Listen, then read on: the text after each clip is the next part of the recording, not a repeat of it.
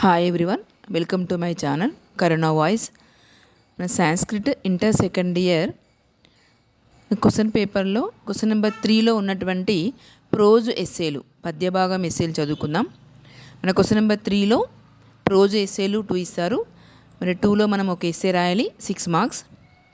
మనకి prose essay భాతృవాత్సల్యం అనే మనము ఎస్సే చదువుకుందాం. కవి పరిచయ.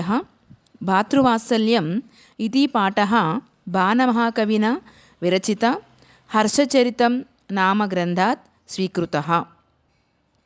కవి పరిచయం. భాతృవాత్సల్యం అనే పాఠం బాణమహాకవి రచించిన హర్షచరితం అనే గ్రంథం నుండి తీసుకోబడింది. మన కథా ప్రారంభం. స్థానేశ్వర దేశపాలకుడైన ప్రభాకరవర్ధనుడు యశోమతి అనే దంపతులకు రాజ్యవర్ధనుడు హర్షవర్ధనుడు ఇద్దరు కొడుకులు, రాజ్యశ్రీ అనే కుమార్తె ఉన్నారు. తన కుమార్తె అయిన రాజ్యశ్రీని యొక్క వివాహము మౌకర వంశీయుడైన అవంతివర్మ కుమారుడైన గ్రహవర్మతో జరిపించారు. మరి కొంతకాలానికి మాలవరాజు గ్రహవర్మను చంపి రాజ్యశ్రీని కారాగారంలో బంధించాడు. ఈ విషయం తెలుసుకున్న హర్షవర్ధనుడు తన మంత్రి అయిన బండిని తన యొక్క చెల్లిని రాజ్యశ్రీని వెతకమని పంపిస్తాడు. హర్షవర్ధనుడు తన యొక్క మంత్రి అయిన బండితో తన చెల్లె జాడ ఏమైనా కనిపించిందా, దొరికినదా అని అడుగుతాడు. అప్పుడు తన మంత్రి అయిన బండి మురికి పట్టిన వస్త్రాలతో ఒక గుర్రంపై రాజభవనానికి వచ్చాడు. అప్పుడు హర్షవర్ధనుని మంత్రి బండిని అడుగుతాడు. అప్పుడు మంత్రి, రాజా, రాజశ్రీ కారాగారం నుండి తప్పించుకొని వింధ్య అడవిలోకి ప్రవేశించింది. మరి ఆమెను వెతుకుతున్న భటులు కూడా ఇంతవరకు తిరిగి రాలేదు అని చెప్తాడు. ఆ మాటలు విన్న హర్షవర్ధనుడు, మరి వేరే భటులు వెతకటం ఎందుకు, నేనే నా చెల్లిని వెతకటానికి వెళుతాను అని మరునాడు హర్షవర్ధనుడు తన చెల్లెని వెతకడం కోసం గుర్రంపై వింధ్యాటవికి బయలుదేరుతాడు. చాలా రోజులు అడవిలో వెతికాడు.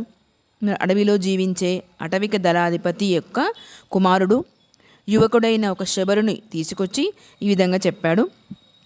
రాజా, ఇతడు భూకంపుడనే పేరు గల శబరరాజు యొక్క అల్లుడు, నిర్ఘాతుడనే పేరు కలవాడు. ఇతనికి ఈ అడవిలో అన్ని ప్రాంతములు తెలుసు. అడవిలో చెట్లకు ఉన్న ఆకుల సంఖ్యను కూడా చెప్పగల సమర్థుడు. మీరు ఇతడిని సహాయం కోరవచ్చు అని తెలుపగా, ఓ మిత్రమా, మరి ఈ అడవిలో నిస్సహాయురాలైన ఒక స్త్రీని ఎక్కడైనా చూసావా అని అడుగుతాడు. ఆ మాటలు విన్న యువకుడు, ఓ రాజా, ఇక్కడికి 2 క్రోసుల దూరంలో అనేక భిక్షువులతో కూడిన దివాకర మిత్రుడనే ఒక బౌద్ధ సన్యాసి ఉన్నాడు. అతనికి ఏమైనా తెలిసుండొచ్చు, మీరు వెళ్ళి అతన్ని అడగండి అని చెప్తాడు. ఆ మాటలు విన్న హర్షవర్ధనుడు మరి వెంటనే, ఓ మిత్రమా, ఆ ప్రదేశం ఎక్కడ, మాకు చూపించమని అడుగుతాడు.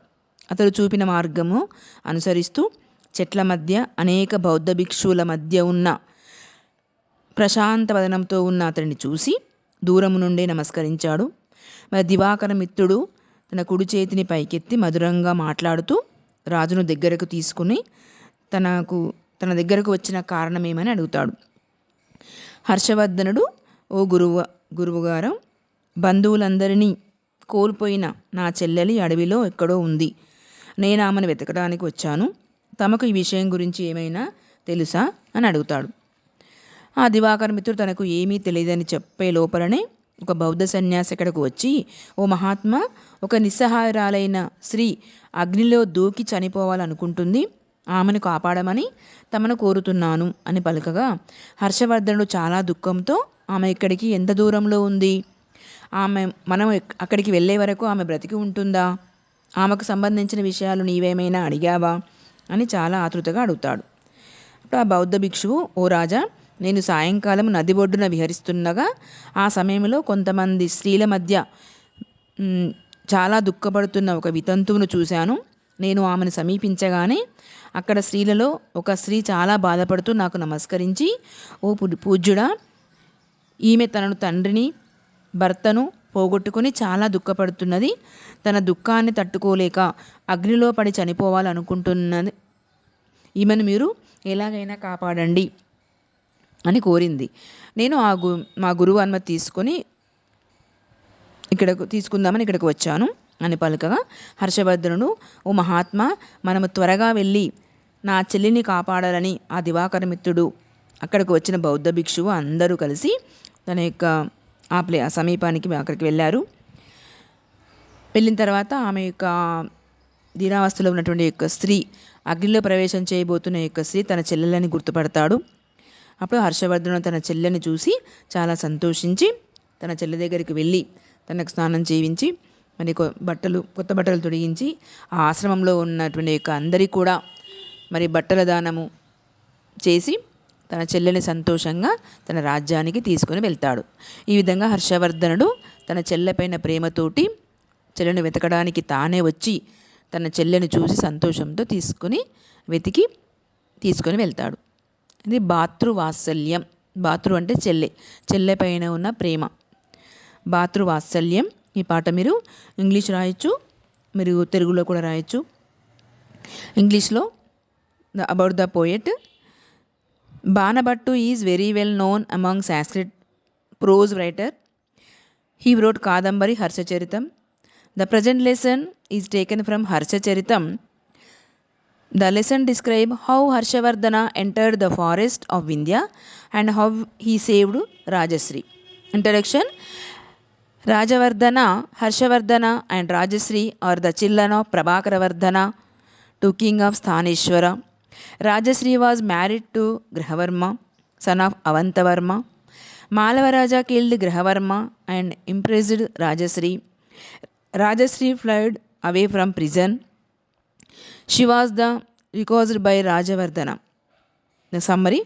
Harshavardhana came to know about the Malavaraja through Bandi. He asked him whether he know anything about Rajasri. Bandi replied that he heard about the escape of Rajasri. Nobody who went in search of her returned. Harshavardhana himself wanted to go. Harshavardhana asked to tribal about a lady. The tribal replied that there was a Buddha hermit he might know. Harshavardhana recalled that a childhood friend of Grahavarma took to sannyasa. He thought that he must be that man. He asked that hermit about Rajasri.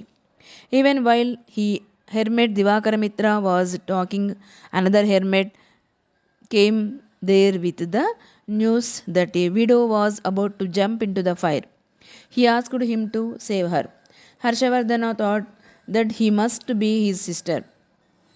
He inquired about her and hermit told Harshavardhana that she fell in his feet and said that he lost her father and husband.